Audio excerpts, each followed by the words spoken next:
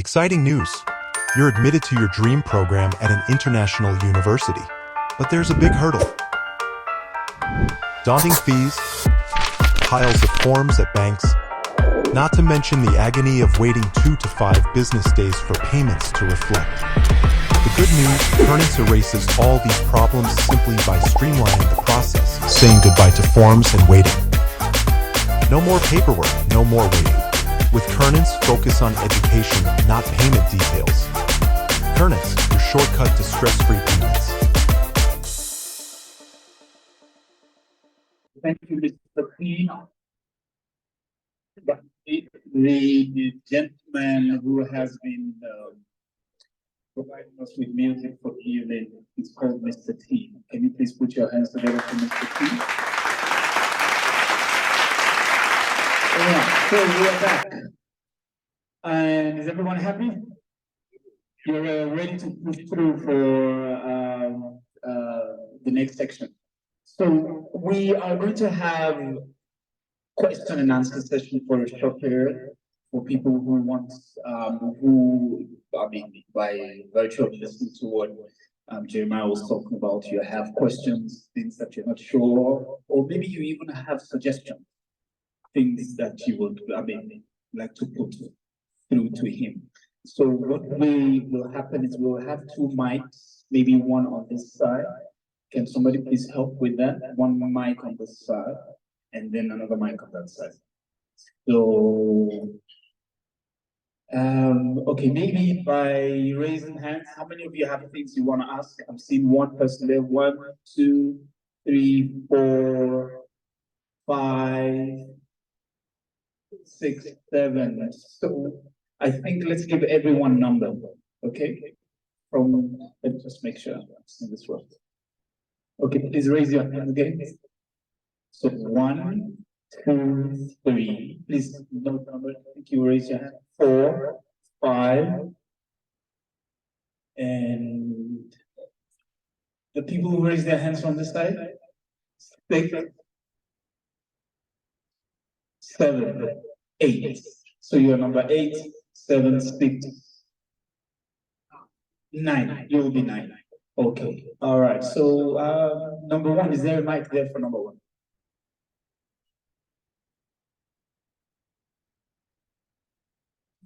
Okay. Hi, I just wanted to ask with regards to sending money into another wallet from any other wallet account, what happens with the exchange rate? Like, how do you standardize that? How do you manage exchange rates and how they fluctuate? Yeah. Well, okay, let me pass it on to the finance man first. Yeah, thank you very much. Brilliant question. As we all know, our currencies are volatile and the value typically moves southwards. For an app like this, we mark to ruling exchange rates and give a little bit of margin for any fluctuation that may happen at the time of the transaction, right? So you find that at any time you transact, you are not going to be far off from the ruling exchange rate of the moment. Okay? Thank you very much for that.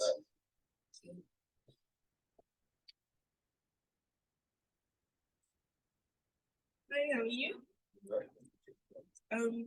So I was just trying to ask, when we're transferring from wallet to wallet, is there a way to transfer from the Curnance app, the wallet in the Curnance app, to any other wallet in, say, FNB, Capital? So let me get the question right. So basically, someone else has a bank account now, and you want to send money from the Curnance app to their accounts. Is that correct? To the wallet that they have. So they not necessarily have a bank account with that bank. So they have wallets, they have a Curnance application, for example. Yes, absolutely. There are 2 ways you can do this. One way is to send to their phone number, or another way is to ask them for their wallet address. Now, many of you have used cryptocurrencies, right? You send your Bitcoin wallet address, for example, and someone can credit you with that. So basically the same thing as well, we credit you with the fiat currency you are requesting for. How is it that someone would go about making a deposit? So let's say I don't have a bank account, but I'd like to get the Curnance app. I saw initially when you started it, you transferred money from your FNB account to Curnance app. So if I don't have an account, how will I start? Yes, so that's really a major thing we've been working on because majorly we want to focus on the informal sector, the rural people, and majorly what we're trying to do is to get a huge penetration. From just the IDs here, we want to actually like, get huge enough funding to encourage people in the spaza shops, for example, to accept cash in the rural areas. They basically would have our facilities and they are able to just make the payments into your wallet or just give them your phone number. And they will basically credit your wallets. But that's majorly our utmost goal to basically increase financial inclusion amongst the rural people.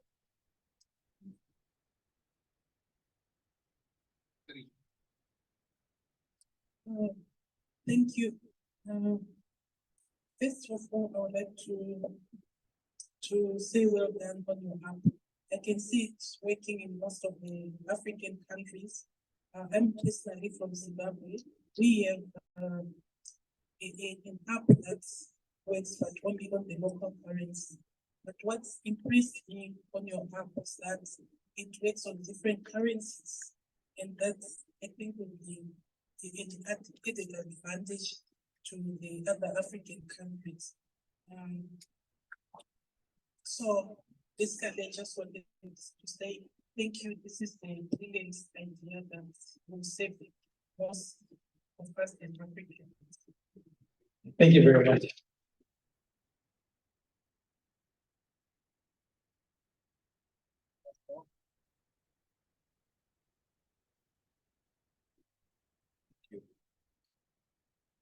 Congratulations to the Curnance team. While you were actually demoing the sketching the architecture, the current app as you present, and what I've realized here is that you are still at the mercy of traditional banking system, right? Yeah. So how do you envision the app in the future? Are you planning on getting out of that space and be free of that traditional banking system? So, to be honest, before I pass on, basically, one of the things we actually want to do is we don't want to rule out the traditional banks. Rather, we want to like, let me say, we want to collaborate because collaboration is a new competition, right? However, like I said, for the spaza shop and all of that, basically they can transact within the Curnance application. Now, obviously, yes, with huge funding, for example, we can get a banking license as well and be a traditional bank as well.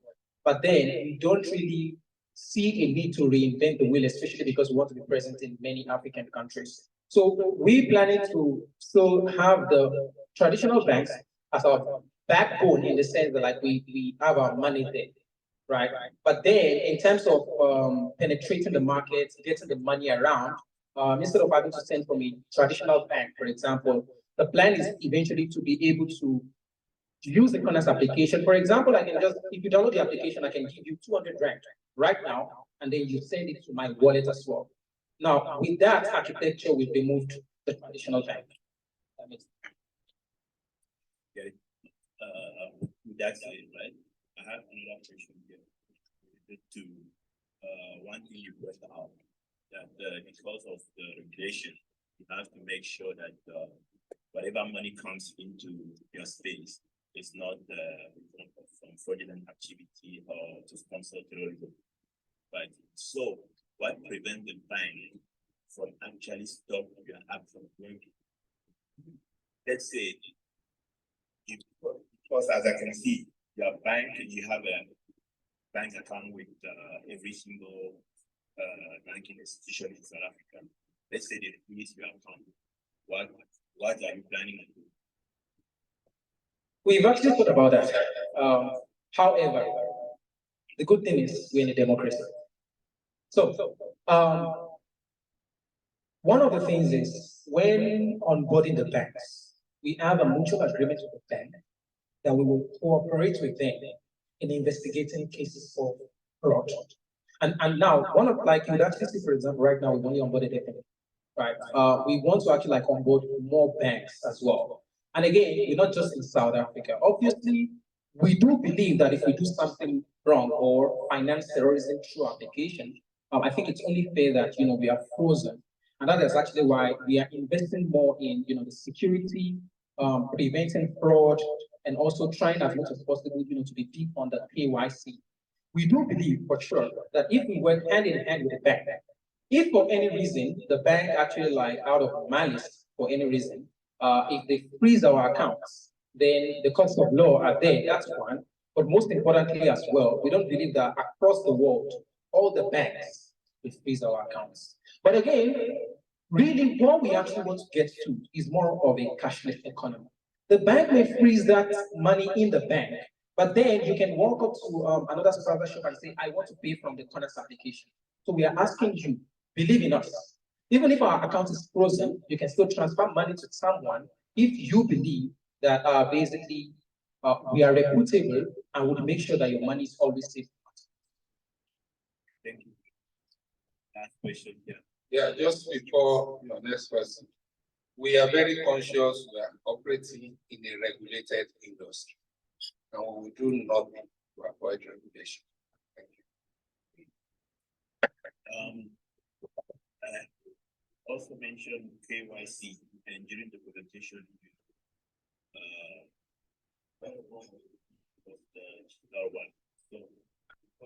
KYC, what else are you guys planning? Have you guys considered facial recognition? Any other technology? Yes, absolutely.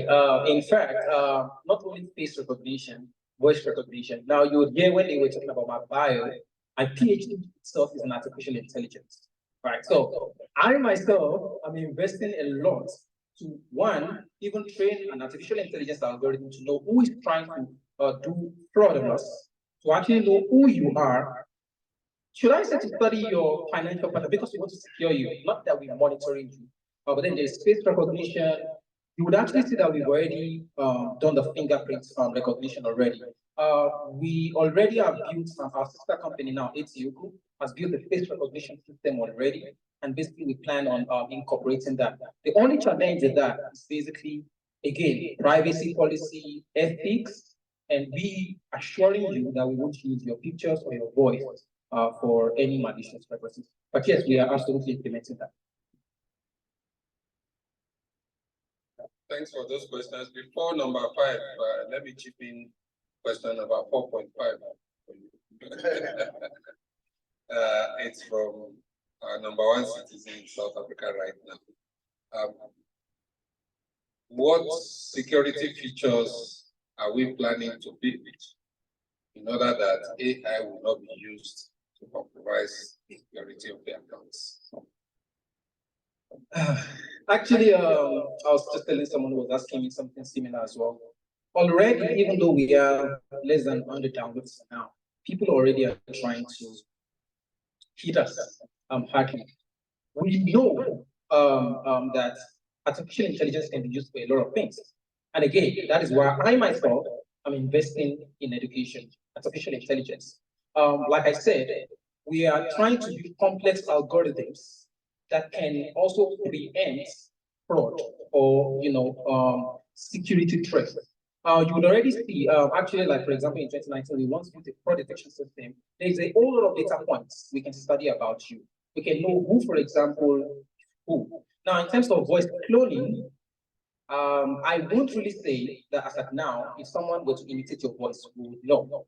However, some of the things we're currently building as well is trying to use AI again to determine AI cloned voices, AI cloned images. For example, in 2020, we built a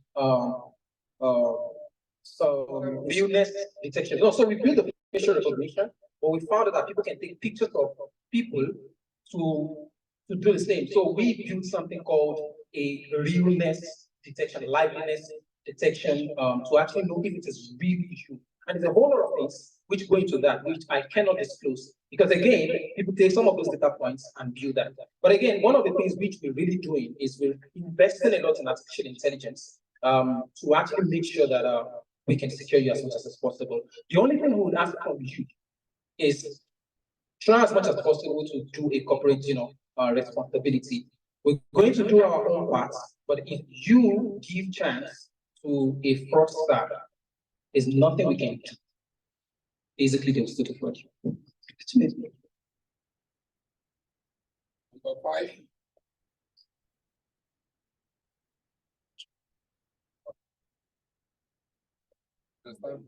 Okay, let's start from there. Thank you so much, Andrew. Well done. I'm going to speak from the market's standpoint. As a businessman, the first thing I think of is how do you scale this particular application? As a business, for instance, Jollof Cafe that I run, let's say we have 50,000 database people who have patronized our business, and we have such database in our system. How do we leverage on that to make money? At what percentage? And what are your strategies for creating for onboarding merchants so that it becomes very enticing for people with data to use or to recommend or to take advantage of your platform at a profit? So that market dynamism, I would like to throw some light to that.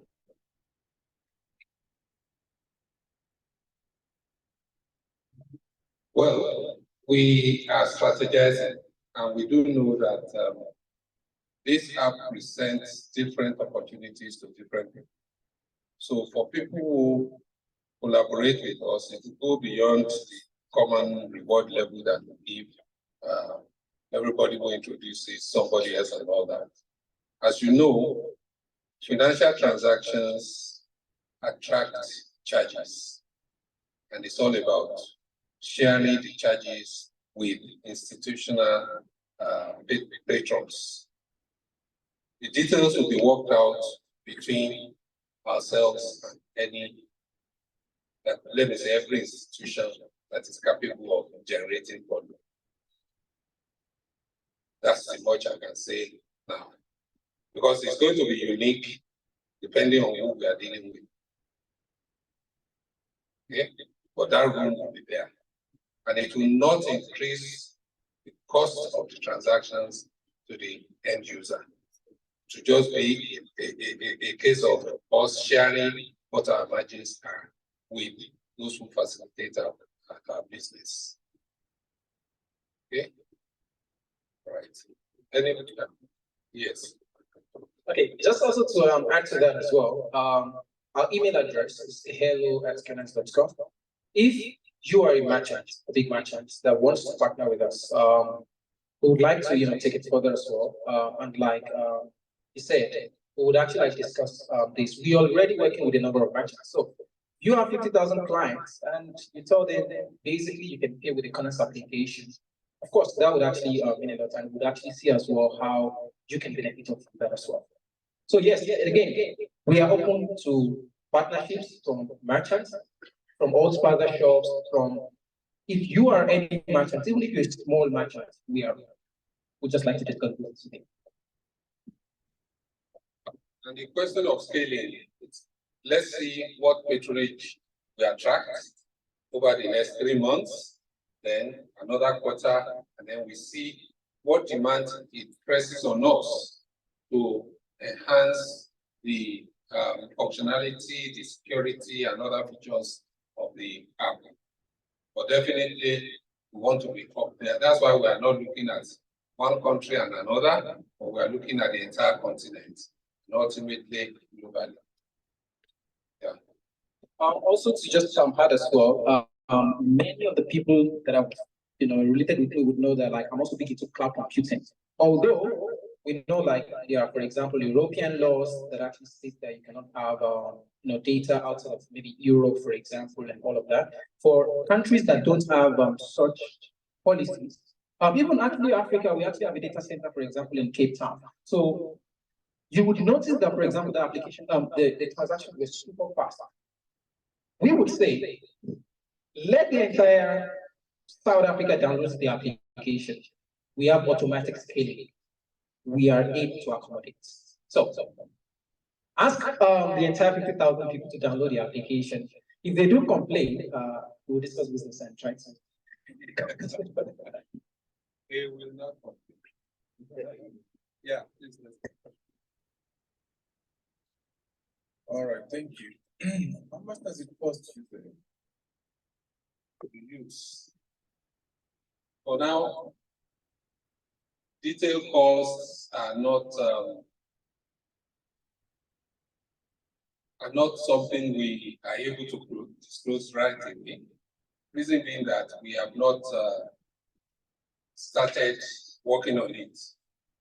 When I say working on it, giving figures away, we've studied different charges, and one of our strategies for entering this market is to be affordable. So we can assure you that we are not going to cost an arm and a leg. That's the only assurance I can give for now, because we are collating data to make sure that we charge at the right level.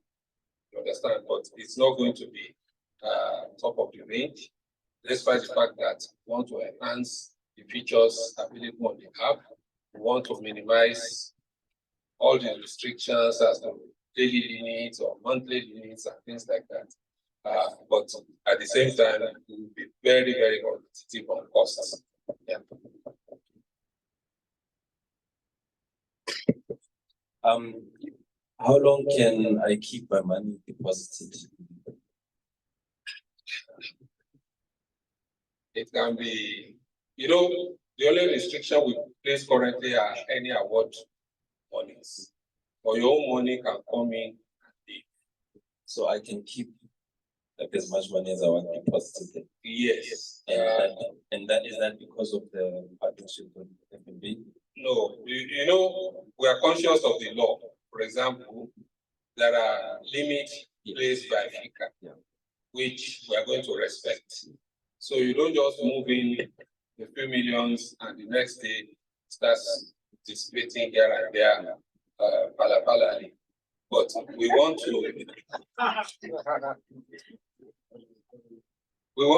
to make sure that we encourage responsible financial management at the individual level of our customers. So, but the answer is no restrictions on you to deal with your funds. Yeah, please. Also, just to add to that, basically, and I engage with you, right? You're also an employer. One of the features we're currently trying to roll out is for employers who, for example, are employees outside of a particular country. We want you to be able to pay your employees, for example. What we are driving at the end of the day is that you stay within the Curnance application. So yes, you can have your millions as long as you're a business, for example, and we know that like there is a proper source of funds, there's no laundering, there's proper KYC, we can actually do that. But yes, your money will always be safe. And this is basically because, and that's why we said, we're not having our own bank.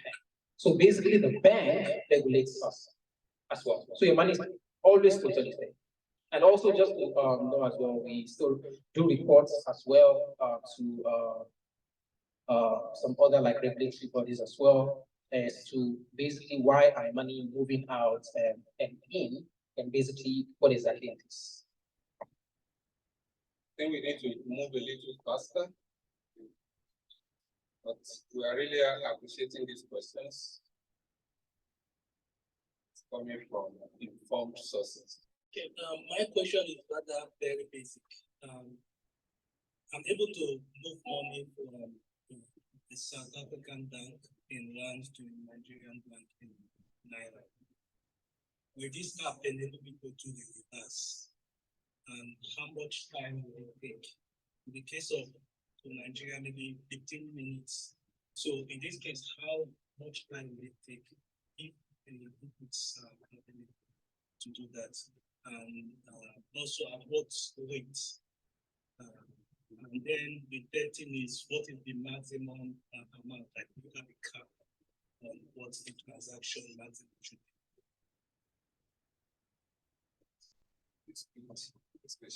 So, for all the things that are within our control, say some seconds to a few minutes. For example, you notice, for example, we receiving your credits actually like took some time. If the bank delays that for any reason between you and the bank, it might delay your transaction.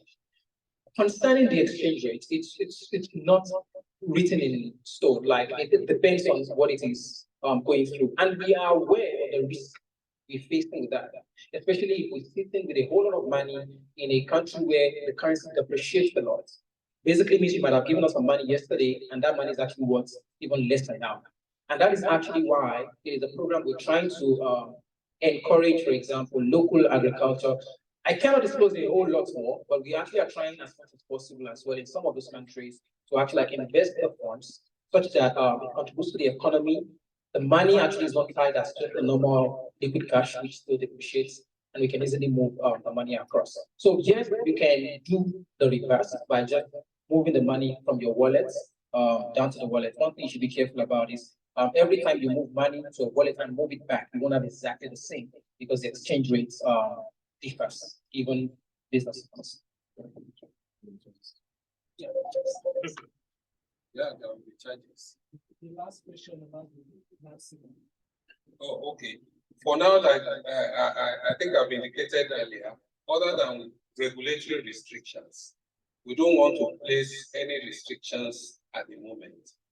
But if our customers are moving funds unidirectionally, it may affect the availability of funds in the recipient countries, and that may trigger some new arrangements.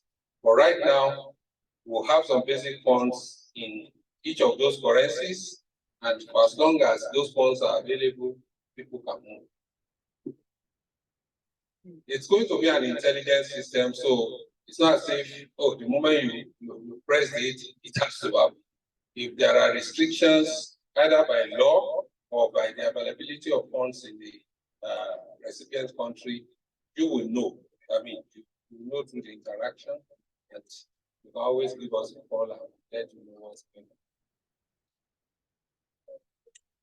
Yes, madam. Okay, thank you so much and congratulations once again to the team. My question is, I just want to find out, when you deposit the money into the wallet, will it have some interest based on the currency? Or will it, if it's like rand, will it remain the amount that you have deposited? Because in my understanding is that if you're gonna deposit like rand into dollars, obviously it's gonna be lower. So will it be vice versa with the other currency? And also, what do you have any standard of charges? Because you know, with the bank, when you deposit 500, you know, the other person making the withdrawal might not receive 500. If they receive 500, it means you are being charged from your account. So yeah, those are my two questions. Thank you so much. Yeah, thanks. Okay, concerning the charges, just like you had mentioned, right? Not exactly totally said yet. One of the things we're driving at is for some of the services, they would be free. I mean, like, say, for example, internally, for example, it might be free. If you don't move your money, for example, from a standard wallet into a savings wallet, for example, it's not going to accrue interest. However, if we don't charge you, for example, there are some other things we do in the background, which is usually business secret as to then how we also make sure that we remain profitable. I would just actually give you a clue as to say it's basically the same thing every traditional bank does to remain profitable as well. That could also include loans as well, and a few other things basically. But then eventually, especially for like your transactional current country to country, obviously there will be some few charges there, which we might actually like decide as time goes on. Obviously, if we have the entire South Africa trading, the charges might actually go low. So again, refers. Sorry, just follow up.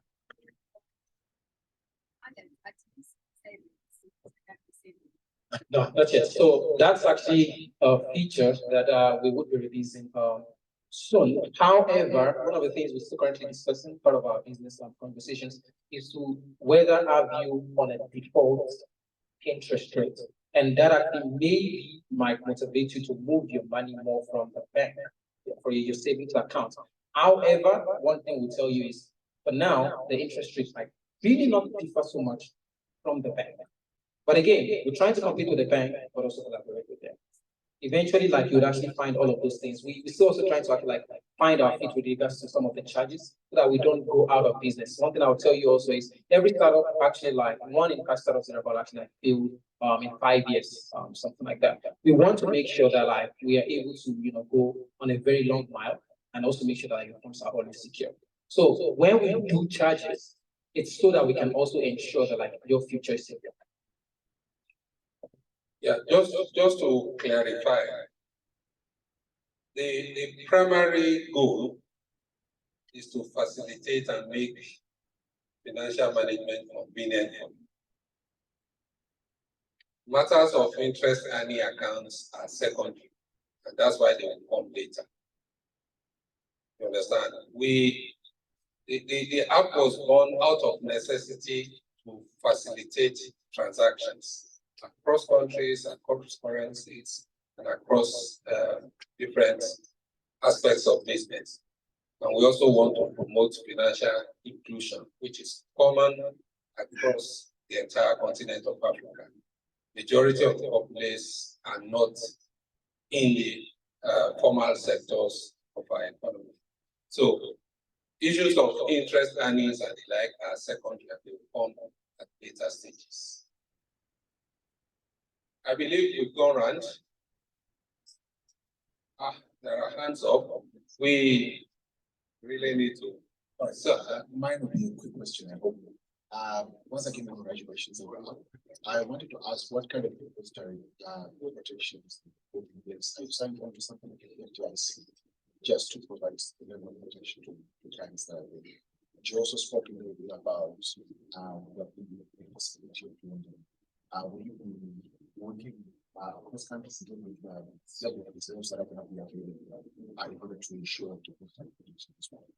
Yeah, let me just say, lending is a long-term thing, or let me say medium-term thing, because that is a matter for regulation, for special skills and all that. Now, as for deposit protection, you know that it is set and determined by law, and that is offered only to regulated deposit-taking institutions. And we are not yet there.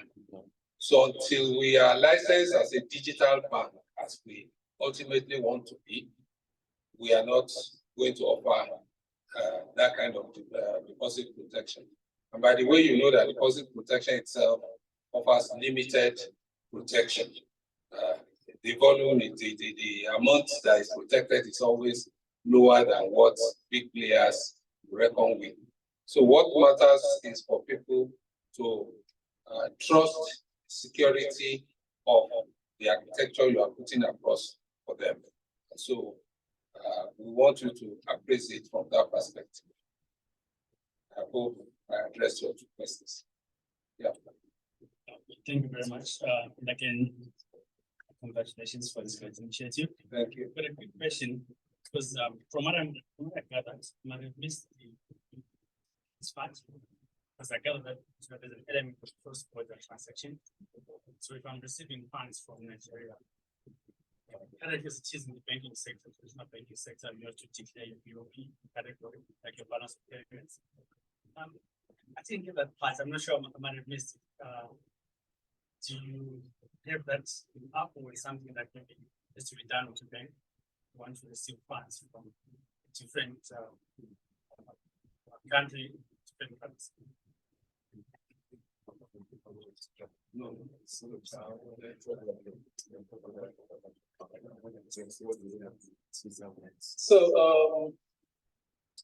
okay. majorly Curnance, right? It's basically banking beyond borders. It actually allows you to trade within wallets, which basically to us is local. Although you might be doing cross-border transactions, it's local for us. Now,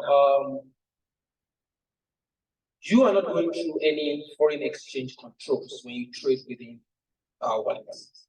Now, I know this might actually raise questions also with maybe the South Bank and all of that.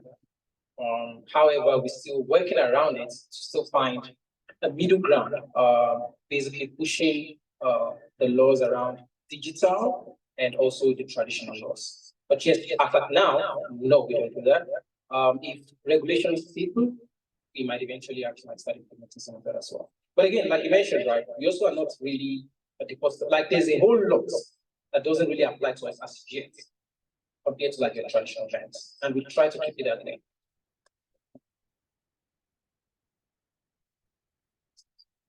Last question. Oh, yeah. What we'd like to do is, after the last question now, we will close the formal session and then take additional questions during the networking session. Because His Excellency, the Minister in the High Commission, will need to depart for Pretoria any moment from now. And he's yet to give his presidential speech. When I told him he was going to give a presidential speech, but we all know who represents the President of Nigeria in this country today. It's in our midst. So it's going to be a presidential speech. So I'll give the honor to Madam. Please ask your question. Oh, okay, you have the mic. Okay, please ask your question and then invite the minister for a speech. Thank you, sir. Congratulations once again. Basically, the beauty of any application is simplicity and security, which I call SS. And digital inclusion is a big and a very important factor, especially given the demography of the African continent in terms of language, among other challenges. My question goes around the fact that you talked about using AI, and I work in that space, especially the issue of language. I can see the app is in English. We are multilingual in Africa, not just by the colonial languages, but also indigenous languages. What's the plan, the future to incorporate this area of technology, especially when you look at the fact that you have the informal sector being a very large and this requirement for them to be incorporated into digital technology, they have to understand the usability of this technology. Thank you. Thank you very much. We are not immune to the configuration of our different territories, of our different demographics, and the segments that we want to serve. But what I want to share with you is this app you see being launched today is the product of basically 3 human beings, backed by a team of another 3 who share ideas and give information to them. So we are starting with baby steps, but ultimately, like we said, we want to go global. So it's not just going to be dominant languages on the African continent, but every business language that a user might want to encounter. And I'm happy you are in the AI industry. You'll find that it's easy to integrate now and bring together different languages onto different platforms. Only that you have to invest in the infrastructure. So what we have done so far is to create what can work and serve the immediate needs that we want addressed. Then we'll continue to build on that. Rest assured, this is the beginning, it is not the end. So thank you very much. On that note, I hand over to. Thanks a lot.